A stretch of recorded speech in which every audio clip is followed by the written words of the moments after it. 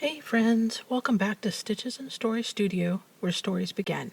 I'm Millie, and today we're talking about one of my favorite tools for authors who want to build a reader community without setting their hair on fire trying to keep up with social media.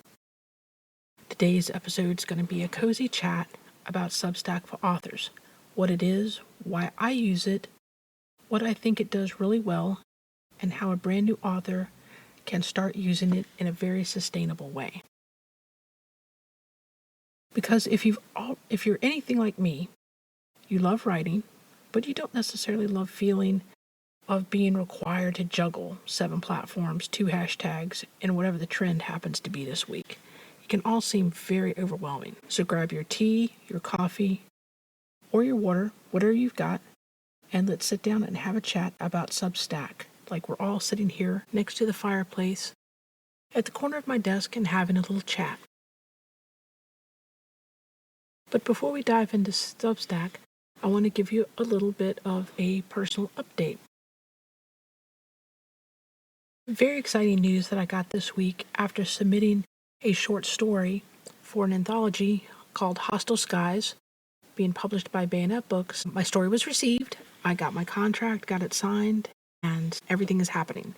So I'll keep you posted with more updates as to when the anthology will come out, and a little bit more about that process as I'm able to share those details. But a little happy dance going over here, a little glass of wine, very excited. This is the second anthology that I've been accepted to with Bayonet Books. One was a few years ago for Area 51, and that was terribly exciting. So I'm expecting this one to be as much fun as the first one that I did.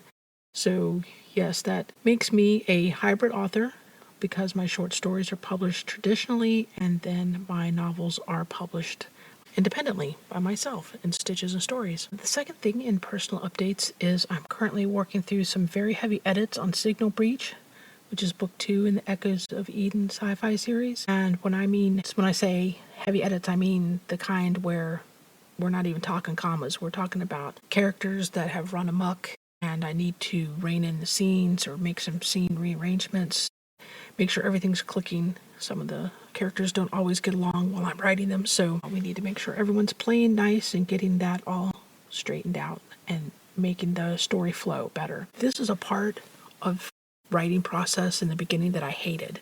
I hated editing. I felt like, it meant my story wasn't good enough or something like that, but I actually love it now. Before I felt like heavy edits meant that I wasn't a good writer or the story was bad or something like that. But I've learned through working with my editor, both of them, that, it just means that this is the place where you get to get really creative. You've laid the foundation, you've got the basic of the story down, and now here's where you get to finesse it and make it really, really special. So I actually love this part now. This is actually my favorite part, but it is very time consuming and it makes you sit there and wonder, who wrote this and left it here on my desk for me to have to deal with. So it's kind of funny. So that's where I am right now. So that's everything happening in my world, book related this week. So let's talk Substack. Let's get into that and why I love it and why I think it's a good tool, especially for beginning authors. So first of all, what is it? It's a newsletter platform. You can publish posts out directly to subscribers by email. It also functions like a blog. It's very friendly to the long form, which I think is perfect for authors. You can do live posts. You can do some video. You can do some podcasting, obviously, because that's where I host my podcast. And you can send out short notes in between your posts. So it's very flexible. It's very user-friendly.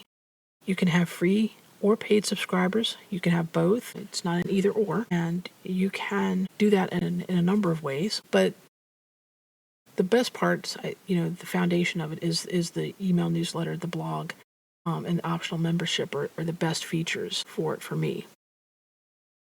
Substack is also where I go when I want to talk to readers like humans, like we're having a chat. It's not like I'm auditioning for some sort of algorithm Olympics, like you can feel on some platforms with, required number of likes and things like that. It's a lot of them, those are built around attention. They want your content to be fast, frequent. It's designed to keep people scrolling.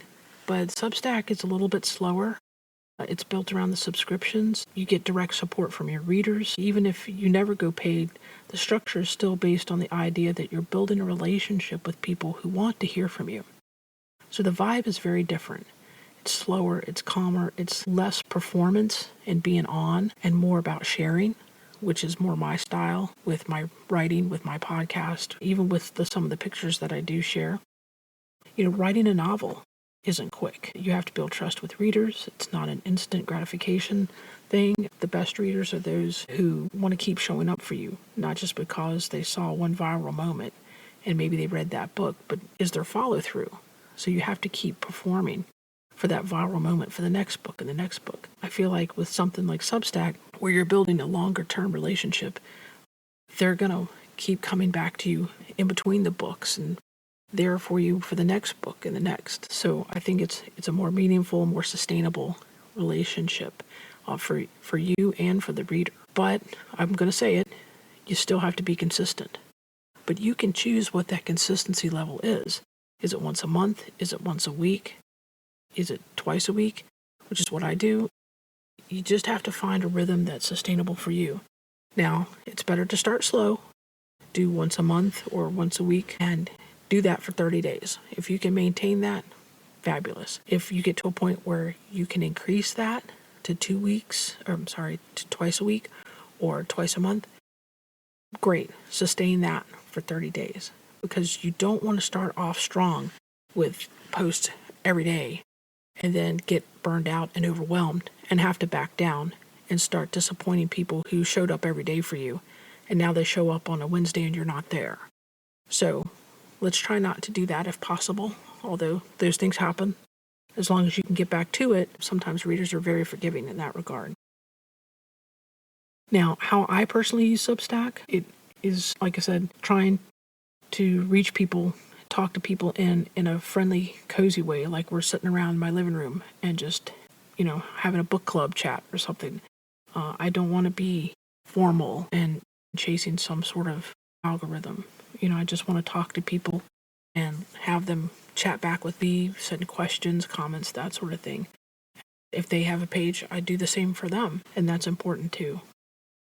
So let's create a space, or think about creating a space where you can talk about what you're working on, what you're learning, some behind the scenes stuff if you're at that stage, some story world extras. You could do the occasional, look what I found in my research, even if it's something that's not going to appear in the book, but it's something interesting, include that, those little extras make the reader more interested, and it helps them appreciate the story when you do publish your book. Again, I wouldn't worry too much about perfection, but think of it more as a means of connections and consistency. Also, think about when you go on something like Substack or some other social media, what draws you to people? What is it about their vibe that you like? And think about creating or expressing your vibe to others that would draw them into you. So kind of keep that in mind. That way it's more natural. You're not having a, on show or performance persona. I try to make it about me. This is how I am every day, 24/7. Now, I mentioned before about free subscriptions versus paid. I do both. I have a free tier and a paid tier. And there are different ways you can do this. You can write a long form blog post and put in a paywall halfway through so that people get some information and kind of like a teaser, but I don't, I do like a paragraph or two. And then the remaining part of the post might be some behind the scenes, some extra information. And so my paid subscribers can get that part. But there's still good content under the free section for people to read as well. Or you can do entire posts that are free and entire posts that are paid. You can do all your blog posts for free, but then post extra content that is paid. So here are some examples of a free post. You could talk about a writing update or a behind the scenes look at a particular scene or a particular character, a little, excuse me, short story or story inspiration, reflection on the craft. You could talk about what you're reading and why it works, or do like a little mini review of something that you read, or you can talk about a research rabbit hole, or just do a progress check-in. Hey, I wrote 2 chapters today and, feeling good about it, that kind of thing. You could say, here's what's happening, like I do. Here's what's happening on my desk at the Outer Desk Dispatch. What's going on? What are my characters up to and how they're wreaking havoc in my storyline? Something like that. The dessert section, the gooey brownie with ice cream and chocolate sauce, is the paid options for your readers. And they can be things like early chapters or bonus scenes, exclusive serial content, character art. If you have some that you've either done yourself or maybe someone's done for you, you can do downloadable extras like wallpapers. I personally do bookmarks. Deeper discussion on the process and notes, maybe a screenshot of some of the notes that you have taken, or just have a monthly inner circle post. But the key to it is that page should feel like a treat and a joy and not like a second job. I mentioned before about scheduling and having consistency that you can survive based on your daily life. I post twice a week. I try to do one post that is about a character or about the story, maybe a scene, and then another post that is more of process or behind the scenes, a little how I get it done, how the sausage is made kind of post. But, you pick whatever works for you. And, you can talk about your process, your research, frustrations, things that, bring you joy, that sort of thing. So it can be whatever you want it to be. And that's the awesome thing. It's just, I would say, just try to be consistent about it so that the reader knows what to expect. And a little personal note to share with you about Substack is that it really clicked for me when I realized I didn't need to chase thousands of followers. I was happy with a few hundred, any number, that are engaged, that really connect with me, that really connect with my work or what I have to say. If you have 1,000 people signed up to follow you, but you never hear from them, they never click on anything that you send to them, like a link to a free story or something, free short story, something like that. It's okay on Substack because you're not paying for that like you do on MailerLite and some of the others. But why are they there? So just you don't have to cull your list so much on Substack. But I'm really interested in connecting with people and finding people that I want to follow that have similar interests. One of the things that's really cool about Substack is when you have a subscriber list built up and you go to your stats page, it will tell you a percentage of how much what you post kind of intersects or overlaps with other people. So you can find people that, are writing or have similar interests to you, and it helps you make connections with those people. You can go over and read what they have to say and comment and build those relationships and support each other. And I think, I don't think any other platform does that. I could be wrong, but I have not seen another platform that offers that level of options for support of each other and building a community. And I think that's incredibly important. If again, Substack is a calmer situation, unlike some of the other social platforms. You're sending your post out and it hits people's emails, so people don't get lost, in the scrolling. A friend on other platforms might post something and you might see it, you might not, but this way, if people have subscribed to you, even if it's free, they get your post in their email. And I think that makes it easier for them to read. They're not having to go search for your post. It comes right to them and they can enjoy it. And the same for when you subscribe to others. You can go on Substack and look into your feed and see what's there, but you can also have that one-on-one connection where it comes straight to your inbox. And I look forward to the ones I get every day. I check it every morning.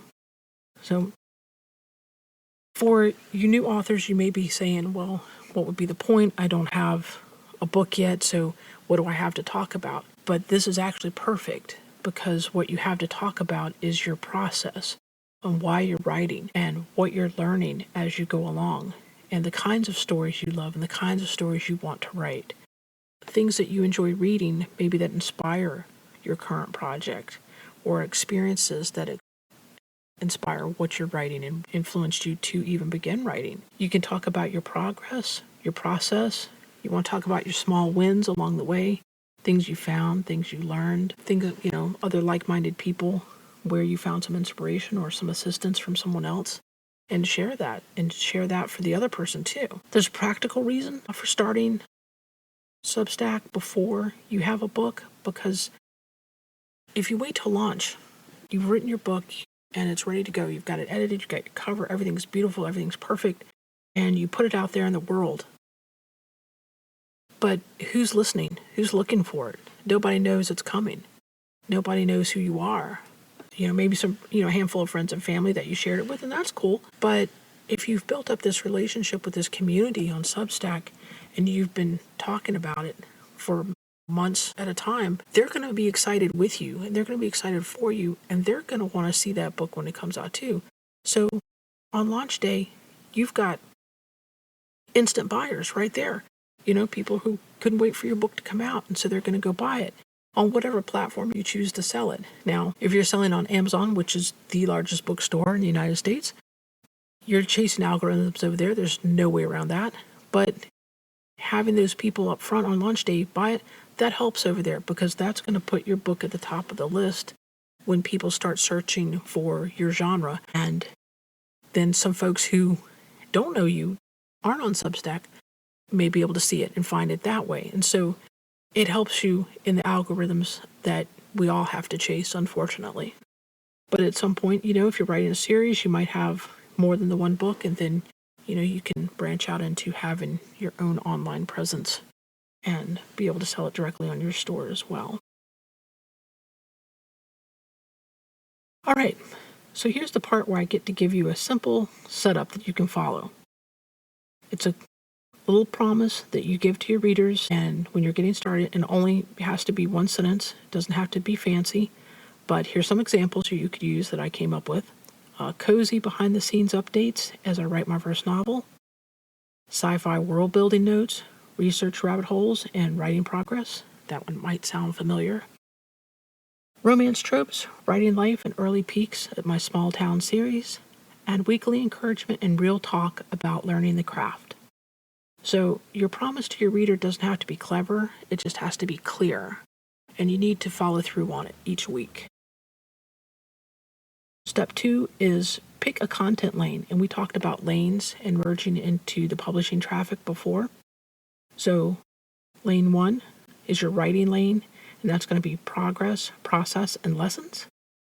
Lane 2 is your story lane, sharing world building, characters, snippets, and inspiration. 3 is your reader lane, what you're reading, what genres do you love, and craft observations.